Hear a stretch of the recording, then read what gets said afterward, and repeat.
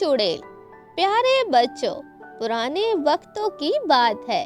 ملک یمن پر ایک بادشاہ حکومت کرتا تھا۔ اس بادشاہ کا نام حیدر سلطان تھا۔ وہ بادشاہ نہایت رحم دل اور نیک تھا۔ تمام رعایا بادشاہ حیدر سلطان سے بے حد خوش تھی۔ جب ملک شام کے بادشاہ نے حیدر سلطان کی تعریف سنی تو اپنی اکلوتی اور لاڈلی بیٹی شہزادی سندس کا رشتہ بادشاہ حیدر سلطان کے لیے بھیجا۔ چونکہ بادشاہ حیدر سلطان کے والدین وفات پا چکے تھے، اس لیے ملک شام کے بادشاہ نے اپنے وزیر کے مشورے سے شہزادی سندس کی شادی بڑی دھوم دھام سے انجام پائی۔ شادی کے کچھ عرصے بعد خدا نے بادشاہ حیدر سلطان اور ملکہ سندس کو ایک چاند سا بیٹا عطا کیا جس کا نام راشد رکھا گیا۔ شہزادے نے راشد کے پیدائش پر بے انتہا خوشیاں منائیں۔ جب شہزادہ کچھ بڑا ہوا تو درشوار کی صورت میں خدا نے بادشاہ کو بیٹی کی نعمت سے نوازا۔ شہزادی درشوار کی پیدائش پر ملک بھر میں گھی کے چراغ جلائے گئے، شاہی خزانے پانی کی طرح بہایا گیا۔ شہزادی درشوار کی پیدائش پر بادشاہ اور ملکہ بھی بے حد خوش ہوئے۔ شہزادی درشوار بہت خوبصورت تھی۔ وقت پر لگا کر رہا تھا۔ اب شہزادے راشد کی عمر 19 برس اور درشوار شہزادی 17 سال کی ہو چکی تھی۔ بادشاہ حیدر سلطان اور ملکہ سندس اب بوڑھے ہو رہے تھے۔ شہزادہ راشد بھی اپنے باپ بادشاہ حیدر سلطان کی طرح نہایت رحم دل اور نیک تھا۔ وہ بہت بہادر تھا۔ ایک رات جب محل کے سب لوگ بے فکری کی نیند سو رہے تھے، شہزادی درشوار کے کمرے سے ایک المناک چیخ ابھری جس نے سارے محل کو جگا دیا۔ بادشاہ، ملکہ، شہزادہ، دربان اور تمام ملازمین شہزادی درشوار کے کمرے کی طرف بھاگے۔ سب سے آگے ملکہ تھی۔ جب ملکہ نے شہزادی کے کمرے میں دیکھا تو شہزادی درشوار غائب تھی۔ بادشاہ اور ملکہ کے حکم سے ملازمین سارے محل میں شہزادی درشوار کو تلاش کرنے لگے۔ نوکروں نے محل کا چپا چپا چھان مارا، لیکن شہزادی کا کہیں پتہ نہ چل سکا۔ ملکہ سندس کا رو رو کر برا حال ہو گیا۔ بادشاہ الگ پریشان تھا کہ آخر شہزادی کہاں جا چکی ہے، لیکن شہزادے راشد نے دونوں کو دلاسا دیا۔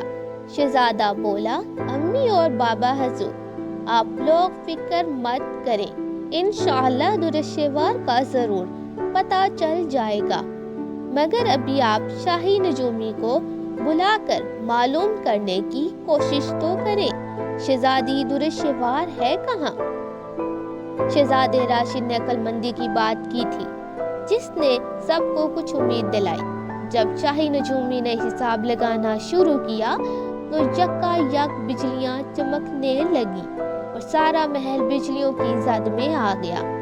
شاہی نجومی نے کئی مرتبہ حساب لگانے کی کوشش کی مگر کچھ پتہ نہ چل سکا۔ نجومی نے ہار کر کہہ دیا کہ میرا علم اس طاقت تک نہیں پہنچ رہا جس کے قبضے میں شہزادی درشوار ہے۔ پھر بادشاہ نے شہزادے راشد کے مشورے سے پورے ملک میں اعلان کروا دیا کہ جو شخص شہزادی درشوار کے متعلق پتہ چلا سکے اسے آدھی سلطنت کا مالک بنا دیا جائے گا۔ پورے ملک سے ہزاروں نجومی آئے مگر ناکام رہے۔ آخر کار ایک بزرگ تشریف لائے اور انہوں نے کہا کہ وہ شہزادی درشوار کا پتہ بتا سکتے ہیں، لیکن بزرگ نے کہا ان کو ایک رات ایک دن شہزادی کے کمرے میں رہنا ہوگا۔ بادشاہ اور ملکہ نے بزرگ کی بات مان لی اور بزرگ کو شہزادی درشوار کے کمرے میں چھوڑ کر چلے آئے اور ایک دربان باہر دروازے پر بٹھا دیا اور جب ملکہ واپس جانے لگیں تو بزرگ نے سختی سے روک دیا کہ ایک رات اور ایک دن سے پہلے کوئی بھی اس شخص کمرے میں مت آئے۔ ایک دن اور ایک رات کے بعد بزرگ نے دربان سے کہہ کر ملکہ اور بادشاہ کو بلایا۔ بادشاہ اور ملکہ کے ساتھ شہزادہ راشد بھی چلا آیا۔ بزرگ نے بتایا کہ درشوار کا پتہ چل چکا ہے، وہ ایک کانی چڑیل کے قبضے میں ہے۔ وہ چڑیل جو کہ شیطان کی پوجا رن سے نہایت بدصورت ہے۔ وہ چڑیل چونکہ کافی بوڑھی ہو چکی ہے، دوبارہ پھر سے جوان ہونا چاہتی ہے تاکہ شیطان دیوتا اسے تمام چڑیلوں کی سردار بنا دے۔ اس مقصد کے لیے ضروری تھا کہ وہ درشوار کو قتل کر کے اس کے خون سے غسل کرے۔ وہ یہ کام چاند کی 14 تاریخ کو کرے گی۔ آج چاند کی 11 تاریخ ہے، صرف 3 دن کی مہلت ہے۔ بزرگ نے تفصیل بتائی۔ لیکن بزرگ محترم، وہ چڑیل رہتی کہاں ہے؟ شہزادے راشد نے چڑیل کا پتہ پوچھا۔ وہ چڑیل کوہ کاف کی سب سے پرانی سیاہ پہاڑی پر رہتی ہے اور شہزادی اس کے قبضے میں ہے۔ اتنا بتا کر بزرگ غائب ہو گئے۔ بزرگ کے غائب ہونے پر بادشاہ، ملکہ اور شہزادہ حیران رہ گئے۔ چونکہ وقت بہت کم تھا، اس لیے شہزادہ راشد جلدی سفر کر کے تیار ہونے لگا۔ بادشاہ اور ملکہ شہزادے کو اس سفر پر نہیں بھیجنا چاہتے تھے، کیونکہ بزرگ نے بتایا تھا آج تک وہ جو شخص وہاں گیا وہ زندہ واپس نہیں آیا۔ بادشاہ اور ملکہ دونوں بے حد پریشان تھے۔ وہ اب شہزادے کو کھونا نہیں چاہتے تھے اور شہزادی درشوار کے بغیر نہیں رہ سکتے تھے۔ شہزادے راشد نے کہا، ابا حضور اور امی حضور، آپ لوگ فکر مت کریں، میں اپنی بہن شہزادی درشوار کو خود اس چڑیل کے چنگل سے آزاد کرا کے لاؤں گا۔ شہزادے نے ملک یمن کا سب سے تیز رفتار گھوڑا لیا اور سفر پر روانہ ہو گیا۔ کوہ کاف کا سفر 3 دن کا تھا، مگر شہزادے کا تیز رفتار گھوڑا 2 دن میں شہزادے کو کوہ کاف تک پہنچانے کی صلاحیت رکھتا تھا، اور شہزادے کے پاس 2 دن ہی تو تھے، مگر پھر بھی وہ باعزم تھا۔ یوں ہی شہزادہ راشد کوہ کاف کی حدود میں پہنچا۔ گھوڑے کا پاؤں پتھر سے ٹکرایا اور گھوڑا شہزادے سمیت قلابازیاں کھاتے ہوئے گر پڑا۔ شہزادے کے گرتے ہی گھوڑا پہاڑوں کی طرف بھاگ کر نظروں سے اوجھل ہو گیا۔ اب تو شہزادہ راشد بے انتہا پریشان ہوا۔ شہزادے، میں تمہاری مدد کو آیا ہوں۔